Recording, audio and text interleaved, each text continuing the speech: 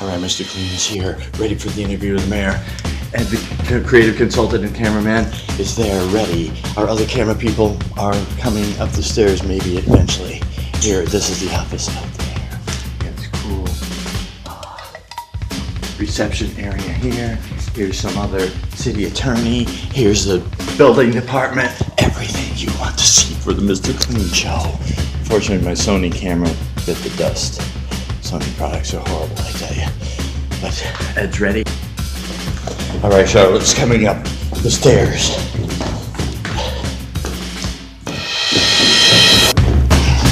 Oh yeah, Sony products suck. The thing broke down. And plus, as we said in show number 4, they're bad, I tell you. There she is. She's coming in the door. The screen here. They're making sure she doesn't have all. She's putting away her automatic weapons. She lets them outside.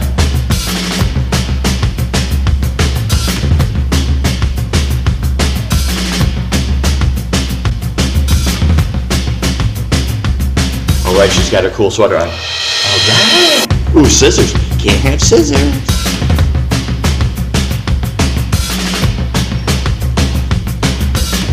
But she's a fashion designer.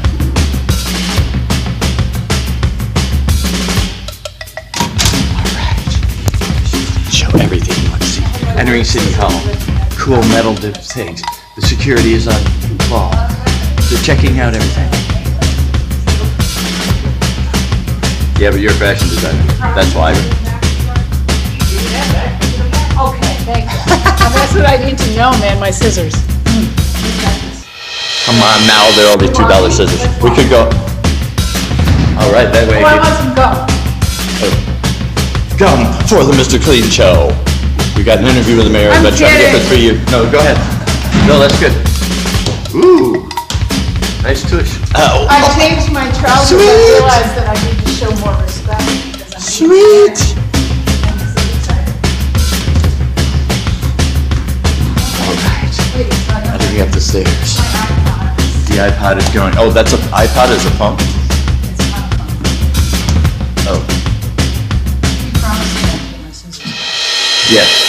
This happened to me at the airport. I go on my luggage and have my scissors in my Really? luggage. Yeah, because it's an additional weapon. It happened to me. Like I left my 357 Magnum, and they thought I was going to shoot somebody, and I said, "Well, if I go to court without my weapon, what if I don't like the judge's decision? How am I going to shoot him in the head?" You can't say that. We're on city run property. Are we going up to the attic or the roof? Ooh, oh shit. Ooh, we almost went to the attic. And no, I wouldn't shoot anybody. I did not shoot anyone.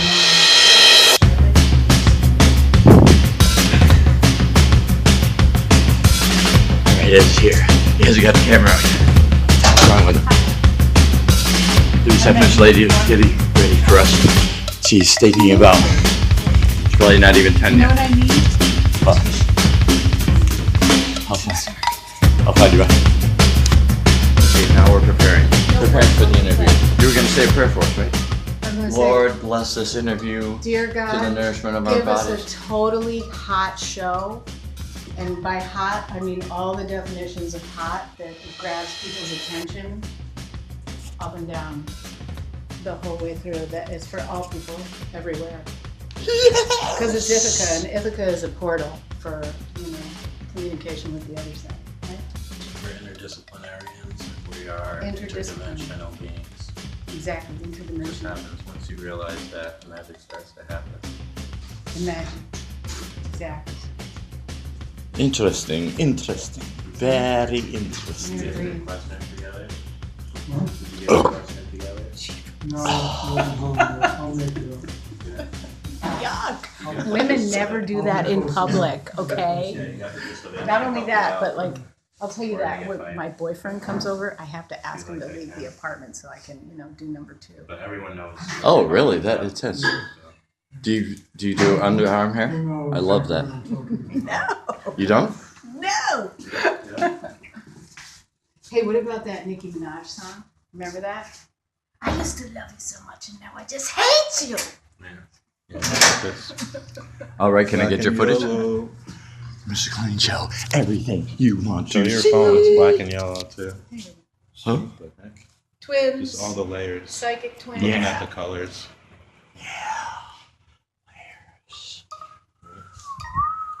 Hey, tell me about yourself, though. Well, I've been a cameraman for about 40 years. Love it. Did you go to Ithaca High School? No, Where'd you go to school? New York City. Wait, what? That's where I'm from. The Wait, Bronx. wait. New York City. When did you move? I just moved back from New York after living away for 20 years. No, wait, where? The Bronx. The Bronx Sud. Not the zoo. Well, maybe Le it's the Bronx zoo, Sud. Le Bronx. Le Bronx. but Been here for 35 How is it years. you learn And- to speak English? You know, hold the card. One should be the Mr. Clean Show is Ithaca. That isn't. It is? Yeah. Oh, so I You just psychic. remembered it It's a Mr. because I've already heard it Am I and I film- thought are it you was filming? me. I am filming now. Look it Mr. up. Clean Show Hey! is Ithaca. The Mr. Clean Show Ithaca. is the universe. Do you know that the average age of the average Ithacan is 25 years old? Man, Really? that makes Where- me feel like a great grandma. Then you must have. Right about now. And this guy too, he's got like nothing to say. Youth is wasted on the young, right, Remstar? You just tell me about that. 25, 25, 25, 25. Discerning what is the most important thing to get to. Okay, so I'm going to stop right there. Yeah. Testing. 1, 2, 3. Hit record anytime. The sooner the better. All right, we're here with the Mr. Clean Show. Who's recording? Anybody? Oh wait, let me get you. We're here with the Mr. Clean Show. Here Don't with waste the any time. with the mayor, and he's great. How's it going? Good man, how are you? All right. And I got a fellow interviewer. Oh, yeah, here, me, and right, she me. will be sit in the middle for eye Oh, am I candy. going to sit in the middle? Okay, great. Oh, I Yes, like and that. also when you do talk, like the best thing is to go right. You probably know how to handle, and I'll hand this off to you. So this is great. I love you. You got you brought fireworks back to Stewart Park. Yeah. Your Yeah, fixing thank the you for that. infrastructure.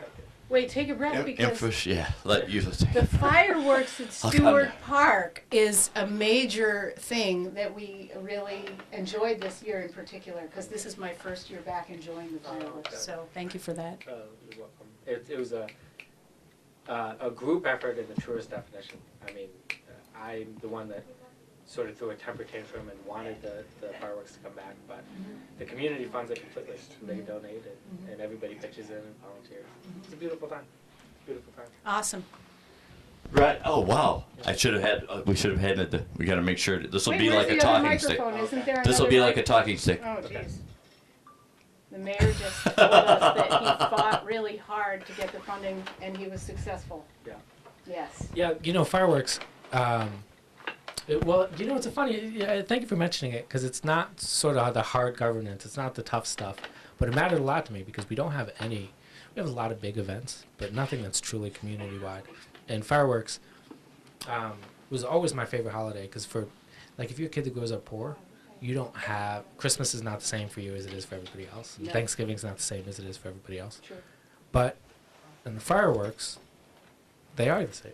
I mean, there's no better seats or worse seats. There's no VIP seating. It's the night sky, and it belongs to everyone.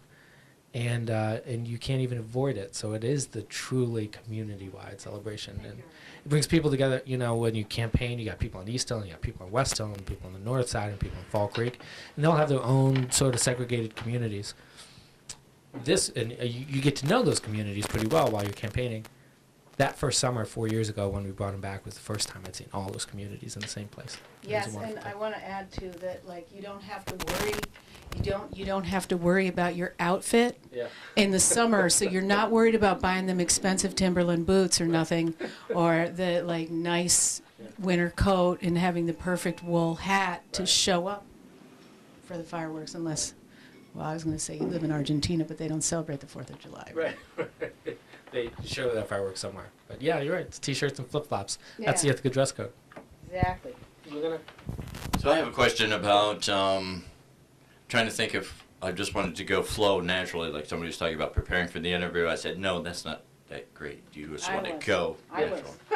was. But I can think of with Pegasus. This is I'm on Channel 13, the public access, and funding. And this happened before you took office. but there's a thing about the funding. There's some reworking of the funding, and then Time Warner was trying to get the minimum amount of payment that they could, and then they said, well, the 5% of some, I'm not even sure how How it works. Yeah. how it works, but okay, now the city could give that back to Pegasus to pay for funding, but if you don't, then too bad, you're out, Right. or something like that. And I'm not even sure, you're probably more, even Yeah. though I'm supposed to be No. Mr. Public Access, you know more about that. Yeah, speak to that, Lee. Sure. You know, I do know a little bit about it because I care about it. I mean, I think knowledge is power and information is power. So the more freely information flows, the more powerful people you have in a community. The more powerful people you have in a community, the better your community is going to do. And so that's why we do all this stuff, you know, the text messages that scroll across the LED screen in my office, all the Twitter, all the Facebook, all the press releases. That is about sharing information. And social media especially, sharing information on a platform where people can talk back, right? So it's one thing to just announce downward and say, this is what it's going to be. But when people can talk back, you know, it makes you better at your job, Yes.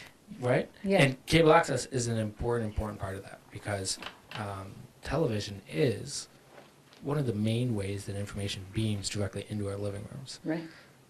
Time Warner Cable, and I shouldn't just single out Time Warner Cable. All of the cable companies have been systematically trying to undermine public access because these are channels that they want to make money on. You know, so they've been trying to kick off community after community from their public access. Now the law says that they have to have those channels and they have to provide space for our programming, and they have to take a percentage of what every subscriber pays and provide that in money to the station. But in ways subtle and not so subtle, Time Warner Cable has made it inhospitable for public access. They don't take care of the facility. They underinvest in the studio. I had they no short idea. This constantly. is good information. Yeah. They constantly short the amount of money that should be going to public access, and they're hard to fight. I was on the Cable Access Oversight Committee when I was on a Common Council member before I became mayor, and we would constantly struggle to even get a meeting with these folks. Oh, no way. With the local folks. I mean, and you know where the Time Warner Cable office is in relation to the public access. It's in the same lot. I mean, Yeah, you walk that's across the parking ridiculous. lot, That's so still could corporate be and me. obnoxious. Excuse my language. No, and it is. It's one of those rights, like so many of our rights, that you can't take for granted. Right. They're here because somebody fought for them. Right. So you got to keep fighting for it. Right, and living in Ithaca, you're actually not from here originally, right? And you picked up on the fact that this town has a lot of people in it that are super smart and forward thinking and very environmental and all this stuff. And so to really capitalize on the business of social media and, well, capitalize isn't the word, but like make the most use of what is already out there is so smart. And you mentioned the communities in Ithaca are segregated. Could you elaborate a little bit more about that? Because I feel that way too. I'm a townie local, I'm 50, and I moved back to Ithaca a year and a little bit ago, and you know, I've seen, like for me personally, I've seen so many more biracial babies, but then there's a lot going on beneath the surface that I never saw in New York City. But could you elaborate a little bit more? Sure. Yeah, I think, you know, so our city is still segregated by race and class in the same way that a lot of cities are. There are blocks that are blacker than the city is on average, and then there are blocks that are whiter than the city is on average. And I think you've got to admit that that is not accidental or incidental, and that that's not unimportant. There are reasons why that is the way it is. So that's the first form of segregation. But there's a second form of segregation that has less to do with class or race. It is just more about the way people live their lives now. Right. Whereas before there used to be everybody was a member of an Elks Club or the Rotary or Tuesday night bowling league, you know, dinner parties. Right. That was the way they created social connections and bonds, and they would become bonded to their neighbors and to the rest of the community because they had to get out of their house and go someplace in order to connect. True. Now, you can Skype with your best friend from high school from the day you graduate until the day you die. That could be your connection. You never have to leave your room. Right, the internet has created Right. some type of segregation in like, so it's useful, right. but it's also like harmful. Right. You know? And who's to say in the long run whether this right is is better or worse. I mean, what it means is that you can maintain these positive social connections from the comfort of your own home, Right. and you can stay connected to people even though they're very far away from you. But what it also means is that, and I was very struck by this, is that there are so many people, you could live on Cliff Street in Ithaca and not know any of your neighbors. That's right. Or even if you live on Cliff Street and you know everybody on Cliff Street, you do not know anybody who lives on Chestnut Place, Right. just across West Elm. Or you do not know anybody who lives on Plain Street, you know. Right. So we become segregated, just Right. separated from each other. Yeah. And I think that, I think that matters, especially in times of crisis, times of emergency. It's amazing. One of the things that the internet's doing is that in times of emergency, worldwide, it is now easy to give money when there's a terrible earthquake in Haiti. Right. In Right. Asia, anywhere. Anywhere. But it could mean that when there's a fire here in Ithaca, somebody loses their home, or a tractor trailer runs into simians, somebody loses their life, that people will be disengaged, that they won't see that as media. And I've got to say, that hasn't been the case so far. People are incredibly still supportive and emotive, and they still care about this place. But just like I was saying about public access, that only exists so long as we fight for it. Right. So as long as we keep doing things that bring people together so they all feel like they are Ithacans, things like the fireworks in Stewart Park, I think that is part of our job, part of my job, being mayor, is continue to make people feel bound to their neighbors. Exactly. Excellent. I- Excellent. And so I'm actually applying for I didn't know you were on the oversight committee. Yes, CooL access over, yes. Yeah, I'm applying as just as a city resident, and hopefully, because they had a vacancy, so hopefully I'll get on. Now, I'm from Norwich, is my hometown. Oh, I did So- not know that. Yeah, so you're Sherwood-Norwell, right? Sherwood-Norwell, yeah. Yes, Yeah. cool. Wait. So we had the small town vibe. I'm sorry. Wait. What? Connecticut, No. Norwich, Little small town. New York, and you're next to Norwich. Next Yeah, it's just a little bit north of Sherwood-Norwell. is- Howdy doody. Earlville is a small town in I'm a Sherwood. naive bird. You have to forgive me in advance for not knowing more. In fact, I did not know. I will confess publicly. I know very little about the mayor, just his handsome good looks, and that he's 28 years old. He's in his Saturn return, and we can talk more about that in a bit. But Yeah, if you didn't know most, it's funny. How far are we from where we grew up here? An hour and a half, right? To get Yeah. to Norwich. Do you find that most of the kids have no idea where Norwich is? No Exactly. idea. Exactly. I grew up an hour and a half north of here. You would think I grew up a million miles away. I mean, Right, both right. in the culture's very different, but I think, they call us 10 square miles surrounded by reality. I think yes, folks are very acquainted with these 10 square miles, less acquainted with reality. we could say self-centered. Ithacans are very self-amused and self-centered. Yeah. I will take responsibility Well, for that I mean, statement. we are. Oh, this- you were born and brought up here. right. No, I wasn't born here. I moved here. My story is I moved here in 1972. My dad showed up and was working at Cornell University. Then my parents done got divorced. Oh, sorry. Well, that language, right? Then I moved to Europe and back because we were that type of family that moved to Europe and back.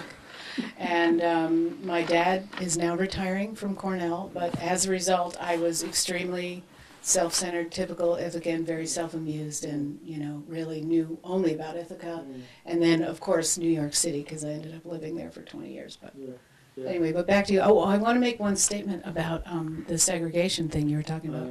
I think that also a facet of working so many hours because the economy is still not super fair in Ithaca. Let's talk about rent and taxes for 2 seconds because that is a Only 2 huge. seconds?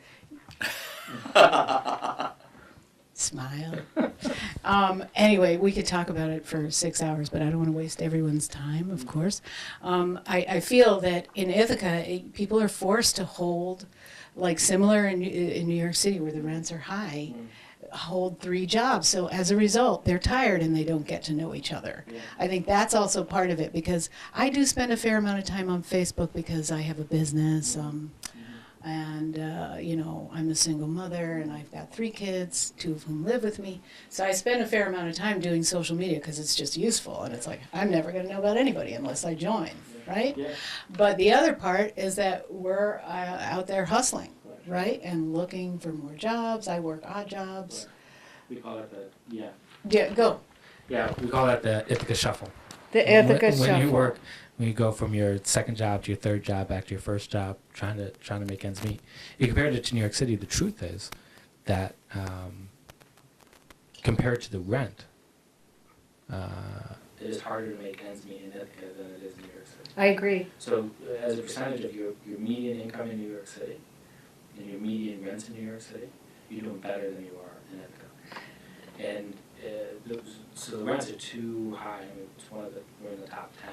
Right. Most expensive places. Well, the incomes are better in New York. That's one of the reasons why I moved there. Plus, I have 2 areas of specialization, but I'm an oddball. Right. So I fit in here and I make my money elsewhere a lot of times. And a lot of people do this. So Yeah. there's 2 ways you attack that problem. The first is you bring the rents down, and the second is bring incomes up.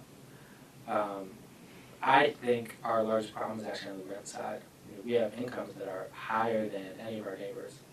Really Fully. in upstate New York. Fully. Right.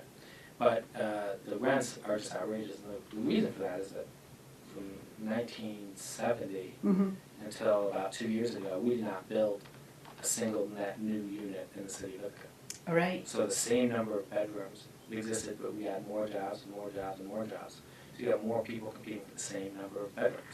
Wow. Yeah, what's going to happen? Right, you know, from 2000 to 2012, the average rent went from $500 a month to $900 a month. Yes. Right. Yes. And I was one of the lucky people that got a very large apartment for $830 a month. Lucky. Completely rare. stupid luck. Like, It's I rare. know that It I doesn't should be happen. paying $400 more. Right, and it doesn't happen, but it doesn't have to be that way. Uh-huh. Like, if you have, the math's pretty simple. If you got 30,000 bedrooms here, but you have 40,000 people who live here, Uh-huh. then 10,000 people are going to be excluded. Right. And they're going to be excluded on the basis of price. Because everyone's going to say, how much can I get for it? Look at what they can get for it. Anybody who can't compete or keep up is pushed out. Right. So what we've got to do is build more bedrooms. Right. The closer we get to matching our demand, the lower the rents will go. And in fact, I want to just add to this little bit of commentary. How many? Oh, I'm not letting you get a word in edgewise. No, go ahead. Oh, this is all That's why I about me, brought you. isn't it? That's why I brought you. Jeepers creepers. Well, I do like to think on my feet. The business of population increase. The population has actually technically only increased about 5,000 in the last 20 years. Yeah. Like much of the stuff going on has to do with increase. The student population really is not increasing that much, although Cornell seems to be building more and more buildings all the time, and Yeah. we don't have to talk about that. That's like an It's- eyesore. But So it's 2 dynamics. So the city of Ithaca has stayed at 30,000 people since the 1970s. The Tompkins County has grown by about 50,000 people. So what you're getting is a lot of new suburban development, right. these sprawling cul-de-sacs where we cram people, and it's not environmentally friendly, it's not culturally friendly, it's not good for our economics. So we've got to reverse that trend. And the population is growing because people are living longer, right? But the need for housing is growing even faster than that population growth. Because before, you would have your average household size was larger than right now, right? Mm-hmm. In a 2-bedroom apartment before, you might have 2 people who are married and 3 kids, Mm-hmm. right? Or you might have a family of 5 in a 3-bedroom apartment. You would have people stay in the homes where they grew up until they met somebody, got married, and then they move into a house together. And then eventually the grandparents would move into that same house with them. Now, everybody wants their own apartment. You turn 18, you go get your own apartment. You stay in your own apartment until you get married, not at 22 like people used to, but at 35. So until you're 35, you have your own apartment, and your future spouse has their own apartment. Your grandparents, they don't want to move in with the family anymore. They want to live independently until they're 85, 90, 95, so they need their own apartment. So we actually need more apartments per person now than we did 50 years ago. Right. And we have more people than we did 50 years ago. So both of those trends increase the demand for housing. Could I add to that a little bit? Yeah. This is just reminding me of New York City, of course, because I just moved back from there. There's the amount of condominiums that are single bedroom has increased exponentially, like out in Bushwick and East Williamsburg and all the, the new hot neighborhoods. Certainly Manhattan is just filled with them. But that reminds me, that same trend going on here just reminds me of how people don't want to get to know their neighbor. Yeah. They're like, I want to just go home and shut the door and and actually in truth, the days Like, I'm extremely driven on my own. Like, I'm very project-based type of person. And the days that I'm like rushing home, oh my God, I got to do all this stuff. I don't have time for my neighbor. You know, and the truth is, slow down, say hi to your neighbor. You know, actually. Slow down. You move too fast. Okay, who's next? Wait, Got that to was make the the. end of my Oh, thought. I've got a good one. Yeah. Okay, go. I thought I did. Oh, about You're a gypsy. Here, give me that. the Tell me more. oh, Ithaca neighborhood housing. Oh, yeah. That I've had a lot of trouble with them, but I guess they're really good because they're one of the only things to get affordable housing. Yeah. I guess there's a question in there someplace, but they're doing the housing development over there. If we give you thoughts on that, that it's great that they do that, but if they do unwarranted fines and cause unjust evictions, that can be problematic. Right. Yeah, like, well, they're landlords. And how many of us love our landlords? My landlord is really cool, actually. He's a firefighter for the city of New York, and he doesn't live here because the taxes are too high. He lives in Erin. Well, I think, you know, there's good, I've had good landlords and bad landlords, and it's never, it's, the relationship's always fraught, you know? And INHS is certainly not perfect. But you're right, they are the only people that are dedicated to building more affordable housing right now. You know, there's a lot of people who want to build housing in town, but few people want to build affordable housing. And what they've done at Breckenridge and then at Stone Quarry and then at Hancock is making the city better. And I think they're getting better. You know, Paul Mazzarella and Joe Bose are learning a lot about community input and feedback, and I think they're becoming more effective. But yeah, I won't claim that. I don't even think they'd claim that they're perfect. And well, like I said, you know, they're landlords. Right. Right on. Now, my cameraman and creative consultant, Ed Lisby, has a question. So we will defer to him. how do You got this one? Yeah. Who shoots him? That's like a philosophical question. When the cameraman talks, yeah, if it's free fall from him. Yeah. I want to ask a question about your part in the county legislator election in the fall, Oh, yeah. because I don't know all the facts, but I always liked you Yeah. and everything you've done in I Ithaca appreciate that. until then. Yeah. So it seems like, and you know more about it than I do, but it seems like although legally everything was done right about Nate's resignation, or the two resignations, and then the timing seemed to be set up so that challenges or other candidates would have a more difficult time entering the race, very short windows, like Anna running against Nate. So that the appearance, a lot of people feel there's an appearance of some impropriety, even though legally everything was done according to Hoyle. So I'm just curious about was that all circumstance with the resignations and the date so late and things like that? Yeah, sure. Thank you. Thanks. So, I hear what you're saying. So what happened, for members of the public, in case they don't know, so Kathy Luz Herrera announced that she was going to be resigning from the legislature. That afternoon, Anna Kellis announced that she was going to run for that seat. The next day, Nate Shinagawa announced that he was going to resign his seat on the legislature and run for that seat as well, move over to that neighborhood. So that was it. I mean, that's how it worked. So Nate owned a home. No plan around that, really. No, I mean, because nobody knew that Kathy Luz was going to resign. What happened? Nathan owned a home in Fall Creek. He's owned one for 5 years. He put his intent was to rent it out to tenants to make some extra money. But his family fell in hard times. They lost their house down in Maryland. So he put his mother and his 2 brothers and his sister in that house and let them live there rent-free. And he helped get his brother into college, and so then there was only 3 people in that house. He met a girl and fell in love. They got engaged, and he moved Janine into that house in Fall Creek. He wanted to live there, but he had to live in the district that he represented, which he still represented Collegetown. So he lived with me on East Hill. When Kathy Luz resigned, he thought, okay, this is a good opportunity for me to move in with my fiance which Lord knows why you'd want to do that, but he did move in with my fiance. Yeah, I don't know. And continue to and continue to serve on the legislature. So some people, I think the things people were worried about was that maybe Kathy had tipped off Nathan before, and she did. She let him know. She let the whole legislature know about a week before she resigned. But Kathy was not that close to Nathan. I mean, they weren't political allies or friends and you know, we think she let Anna know too. I mean, that's the only way. Kathy resigned at noon, and Anna announced and unrolled her website at like 3 p.m. that day, right? So she knew at the same time.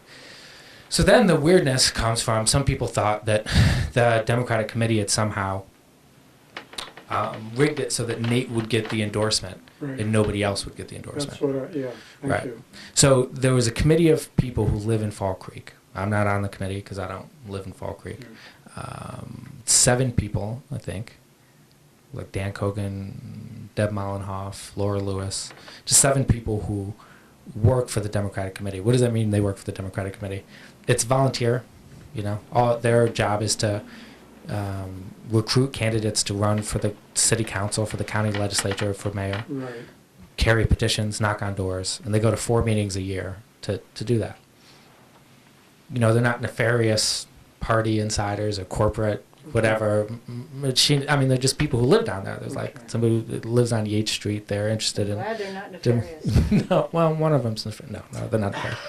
Ooh, that's gossip. Yeah. Oh, I'm writing this down. So then they hold a process where they invited Anna and Nathan, and they put it in the paper. They say if anybody else wants to run, come and speak with us. They interviewed both candidates. And I wasn't there, but evidently they like Nathan better, so they endorsed Nathan. And I think that's where the heart of the conspiracy theories then lie. They think, well, why would they support Nathan, and why did he resign when he did, and you know, why did all this stuff happen? And Nate got quite a lot of blowback, which is too bad. I mean, I think Anna's a good candidate, and I think she's done a good job on the legislature so far, but Nathan served for 10 years on the legislature with a really remarkable record, and his run for Congress was. But do you think the heart of the problem was the Democratic endorsement of Nate? You think that's what caused some of the I do. uproar, turmoil, something like that? I do, and I think a misunderstanding of that endorsement was the problem. You know, I don't think, again, I don't think there's anything inherently about those 7 people or about what they did. That's what they're supposed to do. Is they're supposed to interview candidates and then endorse one of them. Is it also about the timing of the endorsement, do you think? The timing, like, was it just too quick that they like got to it? They're like, okay, bang, bang. I think it was too late, honestly. Part of what happened is that Kathy announced that She resigned. She resigned late in like August or September or something. If she had resigned earlier, May or June, then they could have waited and let those 2 candidates, you know, walk the streets a little longer before they went ahead and endorsed. So it looked like, in some ways, it looked like a strings being pulled or something because it was so quick. Right. But that's the thing, is there's a race at this level. Nothing. There's no strings to pull. I mean, everybody there works, they all work for 7 different people. They don't, there's no war chest, so to speak. Right, like there's at the no federal level, money there's to like be millions. gained or something. There's no like, oh, I'm going to go get the gold. Right, there's no prestige. So it's not even like Yeah. in Congress where if your person gets elected, maybe they'll work for them and get like 6 jobs. In the county ledge, it's like a $12,000 a year gig. It's basically volunteerism. It's a little bit of a, It's like a help you stipend. pay for, summer camp and Right.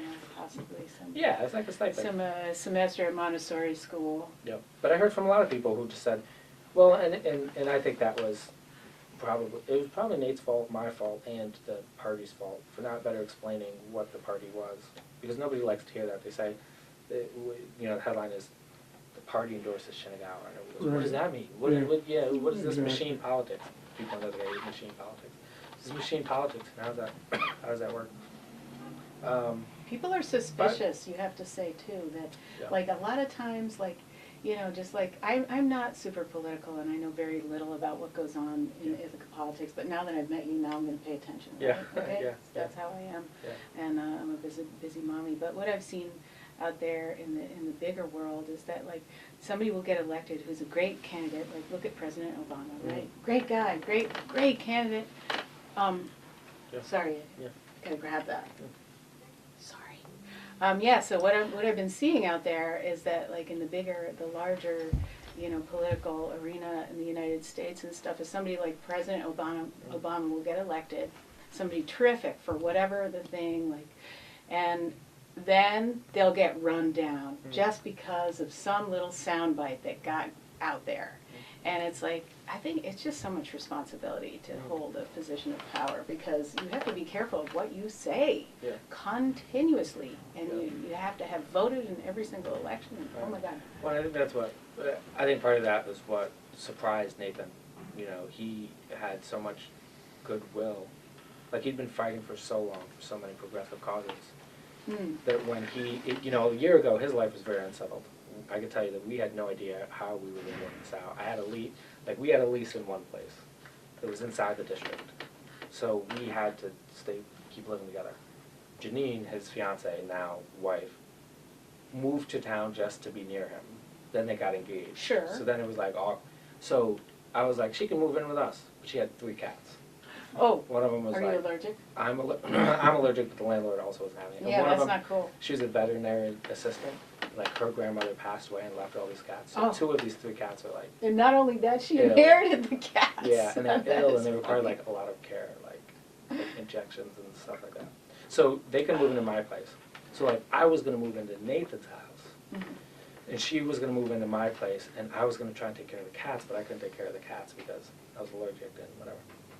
So then Nate's sister was going to stay with me in Nate's house and take care of these cats, but then she got accepted to the Peace Corps, right? So it's like, this is like real life stuff. These are things that happen to people in life. And it was complicated to explain. So when the public's like, well, why now? Why are you resigning? Why move over there? This and seems it's like a little plot logistical behind-the-scenes stuff And that none is of us- going on that has nothing to do. And nobody knows to this day why Kathy Lewis decided to resign, or why she decided to resign when she did. But like that created this vacuum in which people poured into all these suspicions and stuff. And like Nathan thought it would be okay because he says people know me. I've worked with them. They've worked for me, and I'm sure they'll trust me. But they your didn't. bottom line, Isn't that interesting? your bottom line is really, as you see it, that wasn't at all an example of the democratic machine at work. No, There was some circumstance, but you didn't Yeah. see it that way. No, I've seen the machine. I've been on the wrong end of the machine when I ran for mayor. Okay. When I ran for the city council. I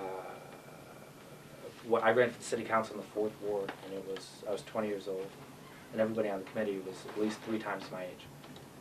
They refused to meet with me, to even consider an endorsement. Right? That is like the party acting in bad faith. Right. That's right. like not how it's supposed to work. Right. Can I ask you But a those question?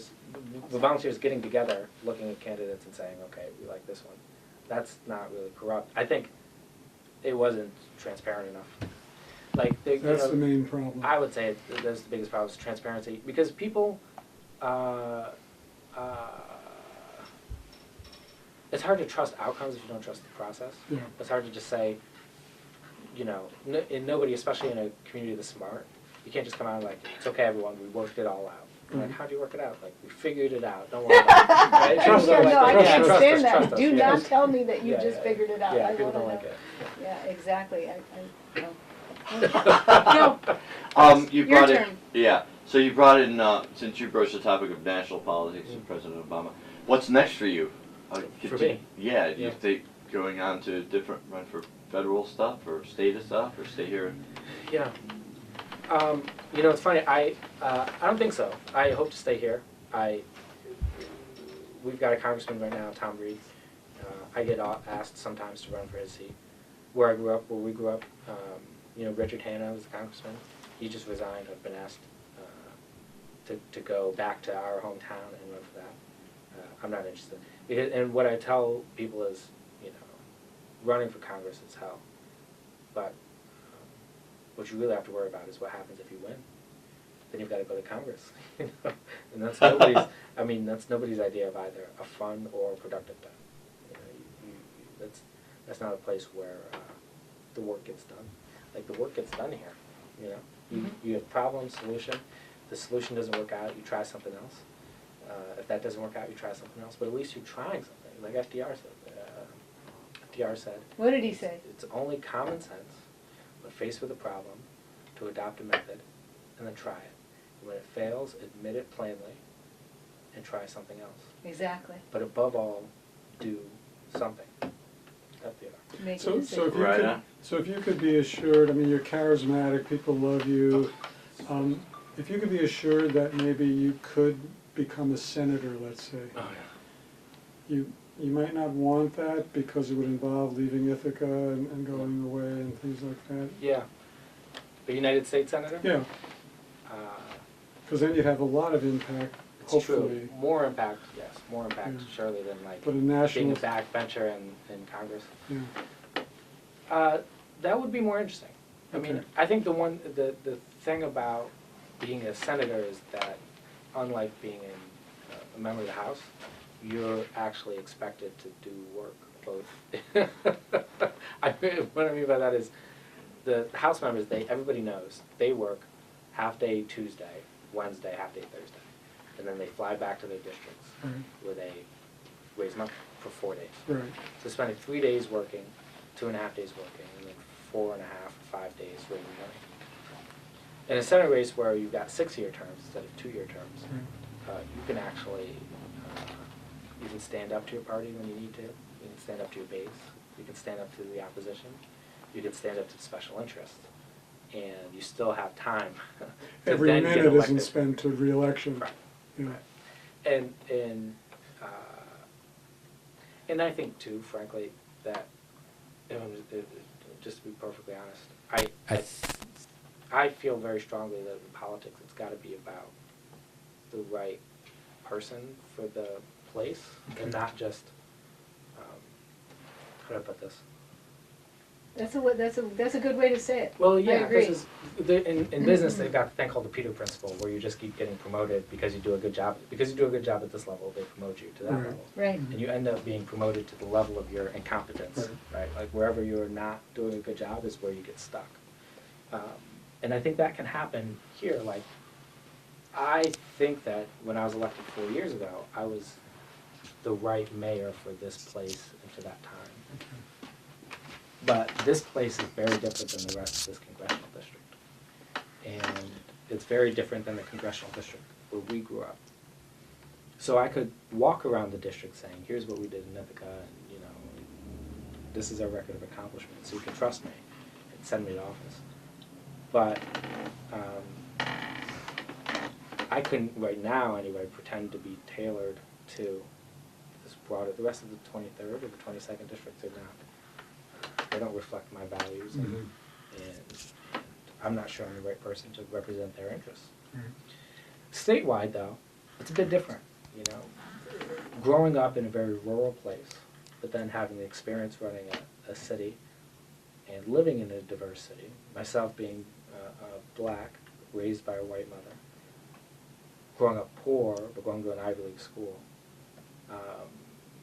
I feel very comfortable in places like Groton and Buffalo and Syracuse and Albany and Earlville and Norwich and New York City. I don't know if I'm comfortable yet in New York City. Oh, you fit in just great. You're just a baby, though. You have to turn 30 before you move there. Yeah, You know. and I'm not sure. And that's the other thing, is that there's all this human stuff about running for office that I don't think people appreciate. And I certainly didn't appreciate it. It's like, oh, why doesn't that person run for office? It's like, well, maybe they're trying to buy a house, or maybe they have a lot of student debt, or maybe they like the fact that they can walk to work and stop and give me coffee along the way. Right. And they like, you know, the fact that if they can look at their watch and be like, oh, it's lunchtime, I can walk to my home, not to like the Senate cafeteria, but you know, there are human considerations. And Right. there are I was going to waterfalls say and that. I was going to gorges. add that the business of the lifestyle like that you have set up here is pretty good, you know. And why not just stay like mayor? You know, Yeah. why not just stay for a little while and see what else can be done, and then you know other, you know, because I think the business of like leaving office and you know then trying to adjust to a new mayor. Yeah. Oh my God. I know. Well, Work. I know. You Well, know. I will. I think about that sometimes. If it were just up to me, I might do 12 terms and retire. You know, having been like there for like 48 years, like Mayor Riley down in Charleston. But it's a two-way street, you know. Like I might feel in 2019. So in 2011, I believe that I was the right person at the right time for this job. In 2019, I might not be. Right. Either because I changed or the city changed or both. Right.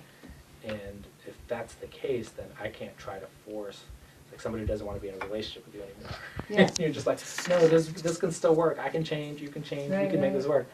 And I think especially because as mayor, you know, you serve a natural constituency, and I have ideas about what the city should be. So after 8 years, I will hopefully have scratched a lot of itches. Mhm. You know, like I believe in sidewalks and in bike lanes, and I believe in storefront retail, and you know, and I believe in providing more places to live. You know? So hopefully we will have scratched those itches. By 2019, we will have more housing units than we did when I took office. We'll have more bike lanes. We'll have more sidewalks. But surely there will be a growing cry for something that I'm not doing. There will be other scratches out there. I have Or one more other question. edges, yeah. And what we see, sorry, I'll just finish this No, point, go. is what we see is a pendulum, you know. Alan Cohen came in and he saw that the city was in fiscal tatters, so he pushed a bunch of things that fixed that. It wasn't what I would have done, you know, he brought in all the box stores, but truth is, if he hadn't done that, we couldn't afford the operation that we have now. So, but after 8 years of that, the city definitely swung the other way. And we elected Carolyn in part because she said, you know what, it's enough of that. I'm going to put a stop to it. We'll be able to breathe. We'll sort of slow down the growth, both on Route 13 and sort of everywhere. And that certainly scratched a lot of itches, and people go, and they breathed a sigh of relief. But then after 8 years of that, people were saying, look, okay, but we need places for people to live, and hotels, we're having people stay in hotels an hour away. It'd be better if they stayed here and they shopped at CTB and they spent at Viva. So then now I'm trying to do that, and surely 8 years from now, I don't know what people will be saying, but maybe I won't be the right person for wherever the city shifts from there. So you know, there are certainly days where I think how good it would be to stay the mayor until I was 60, but then the city's got to want that too. Right. In 2016, you said maybe not in 2019. Yeah. It's now 2016. Do you still feel like you're probably the right person Yeah. for the job? Yeah. I do, but it's not as effortless as it was in 2012. Okay. I mean, there's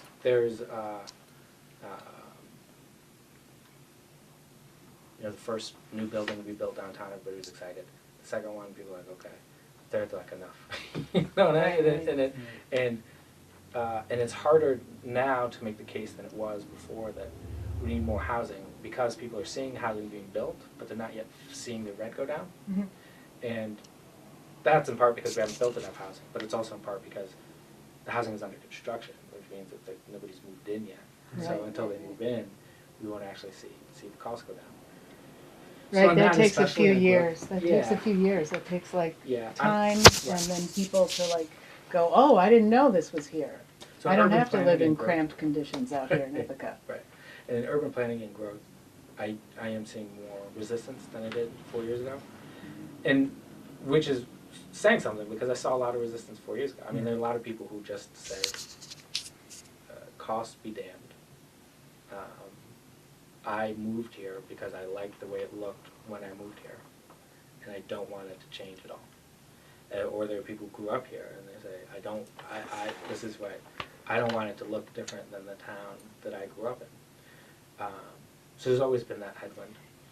Yes, I have to say that I moved here in 1972 before the Ithaca Commons was built, when the old Rothschilds building was in the place of the new one, Right. before the Center Ithaca was built. Yeah. And all the changes are pretty good. In fact, I felt like Ithaca was really booming in the 80s. I'm Yeah. totally an 80s flower child, Yeah. you know, old school East Coast rap and punk rock Yeah. and all that, and that's totally me. Yeah. And I feel that, like, I don't know, it's definitely a big adjustment. Whenever I see a new business come in, I'm like, oh no, do they have to put the library in Woolworths? I know. Yuck. I But know. then I know that we have a great library and now I'm used to it, Right. you know? But Well, one thing I and wanted getting to, people to get used to. A lot of people say that, like, why'd they have to get rid of Woolworths? I'm like, oh, sorry. Oh, people say, why'd they have to get rid of Woolworths? I'm like, we did not get rid of Woolworths. Nobody has a Woolworths. Like, Woolworths, it's not like there are Woolworths all over the country. They went out of just ours. business. They went out of business. Because the world changed, and the world is changing again under our feet, and I think we've got to notice that. The malls, the Ithaca malls are dying, Yes. and the malls are dying because people are shopping online, and changing the way they buy. They don't buy the same things that they used to. So if we're going to have retail, like vibrant retail, the retail that brings people out of their house and in connection with each other, it's got to be experiential retail. The haircut is experiential, because you can't, it's experience, you go and do it, and you sit there, and you can't buy that online, or a night out with your friends, you can't buy that online. So things like that are what we're trying to Right, encourage in the new downtown. You went to Thrive, the boutique. Oh yeah, it's a great place. You went to Thrive, and I actually just hosted a fashion show Oh, 2 nice. weeks ago. I silkscreen. This is what I did. Oh, it's beautiful, nice. We're down to about 5 minutes, and my creative consultant and camera man, Remstar, has a question. Yes, Ramstar. So I guess this is a two-part question. One is, how do you think everybody in Ithaca feels about the addition of murals? Oh, yeah. And does that add to the beauty? That's the first question. And the second question is, with the building of new buildings and the feeling of Ithacans not wanting things to change, if the buildings were beautiful and Ithaca was becoming more beautiful with beautified buildings, would that sort of present itself as a solution? Yeah, it's good. Those are both good questions. It's sort of connected. So the first one about the murals, I think people are generally happy with them.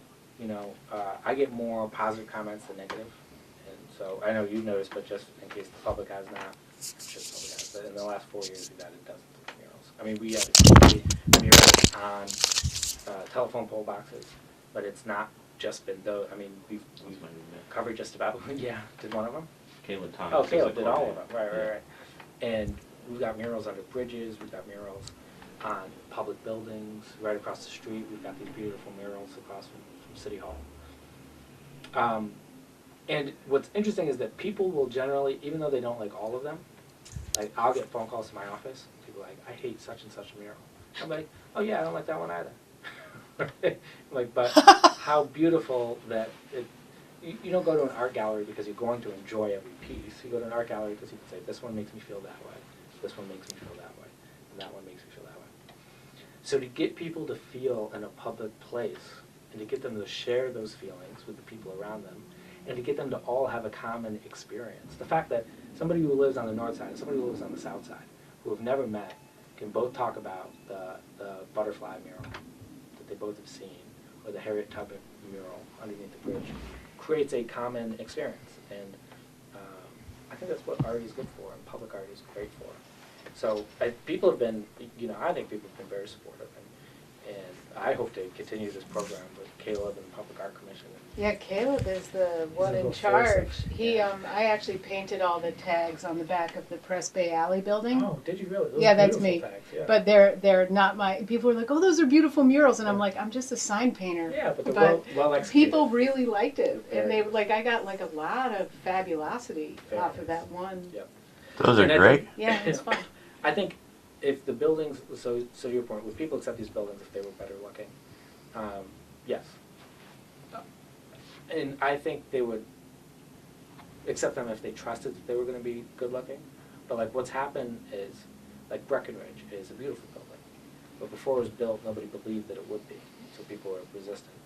Stone Quarry Apartments. I don't know if you've seen that Spencer and Stone Yes. Quarry's rows of townhouses. Mhm. Beautiful buildings, very nice buildings, and the playground is always full, and it's created a great addition to that neighborhood. You would not believe how hard people fought to stop those buildings from being built.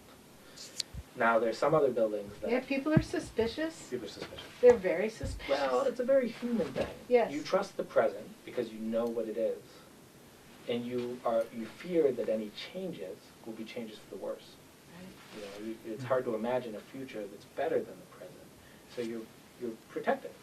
Sort of, you want to You want to preserve what you have. You don't want to risk it and lose it.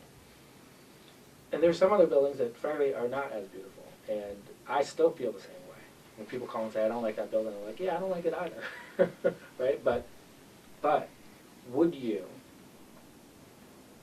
because you don't like to look at it, for the 30 seconds a day that you have to look at that building, as you walk past it or drive past it, knowing that there are 80 human souls who live inside there, who wake up there, who eat breakfast there, who come back there, knowing that there are 80 people who have made their lives there, would you remove their home simply because you don't like the look of the outside? No. No, I would not. In getting Very people, good. no. The answer is always no. Even the most hardcore, architectural purists say no. Of course, we shouldn't demolish their home. Well, the key is to get people to invert the status quo. To imagine a status quo is to say, okay, you don't want a building there. If there were 100 people who lived there, and I told you that we could demolish it to build a parking lot, what would you say? I'd say, no, we wouldn't do that. Well, we're taking parking lots and turning them into homes for people.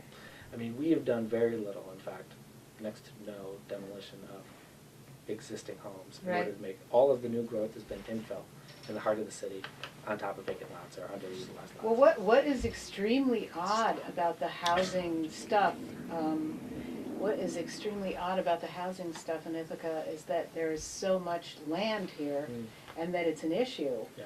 And I'm wondering, is that actually the most pressing issue right now in Ithaca, would you say? Yeah, the cost of living. The cost of living. 100%. Yep, high rents. That's the number one. That's, and it's in a lot of cities it's crime or it's infrastructure. We've got both, but it's the high cost of living is the number one problem in the city of Ithaca right now. My creative consultant has reminded me that we're now past our time, so Oh. you probably got other things to do. Yes. I would just keep going all day, but thank you very This much. really is- That was great that you had those talk sessions, yes. Super informative and wonderful to meet you. The Mr. Clean Show, And I everything wanna you just want say to one see! thing off the record that, Peace. George Washington was also a Pisces, just so you know, and our mayor is born on March 15th. He's a Pisces, and he's born the year of the cat, which means he's quite capable of dealing with any problems that present themselves on a daily basis. The year of the cat? Yeah, I'm super pro mayor. And savante, doesn't that mean savant, like the knower, the person that knows, the great knowing one? I wish that were true, and I often will lie to people about that in bars, but it is not true. It's Swedish. It's Swedish. What does it mean? Does it have a meaning? Savante. I'm not sure. It's very close. Yeah, they put SV together. Together, like Sven and Sven. yeah. Yeah, Sven. It's very close to an old spelling of young swan and young swan. Oh. So it's possible, but it's a very old name, and it's a very uncommon name. Even in Sweden, there's not a lot of Savantes. I'm in a Facebook group of Savantes. Oh yeah, that's nice. It's just me and a bunch of people with like blue eyes and blonde hair. Is there any other mayors I don't think so. amidst them? I wish I knew. I don't speak Swedish, and they only speak Swedish. So I'm always convinced that they're talking about me because I don't recognize anything they're saying except someone will write Savante. I'm like, that's me. I know that they're talking about. They're like, how did this kid get in our group? Suspicious again with the suspicion. No, it's an annoying thing. Thank you for having me on your show. I really, really appreciate it. Thank you. So enjoyable. Yeah, it was fun. That was high energy. It was an action-packed hour. We could have really scripted that a little bit better. I got to go do more research about you now. Yeah. I mean, honestly, I'm like, wait, I don't even know the mayor. I already He told said, you. I thought you were asking me this morning. I had to Tell me go. about the bear. Wait, No, what's once his we know name the again? bear, I then she forgot. said, what's his name? Oh, then you really don't know. Okay. Shame As on long as you me. can find the Well, author. listen, I'm not very political. That's the bottom line. I have not voted in every single election, and I understand very little about politics, and that's the truth. I find that this is not a political town. No, it isn't. Not It's really. It's It an is. engaged. Well, it's an engaged town. So Is like this political where this towns. chair was? Yeah. Political towns are really interested in the game, like who's winning, who's losing. And they're like very jaded and like people in DC, like it's all sort of a joke, and they're on the inside of it, and nobody else is. Like this town is not like that. To them, politics is about like your life. Like it's very, it's taken more seriously. it's not a joke. Right, so in Ithaca, you're saying that politics is, I don't consider Oh. that a joke. it's not literally. super Oh, sorry. serious. It's not a political Didn't realize. event, and in other places, it's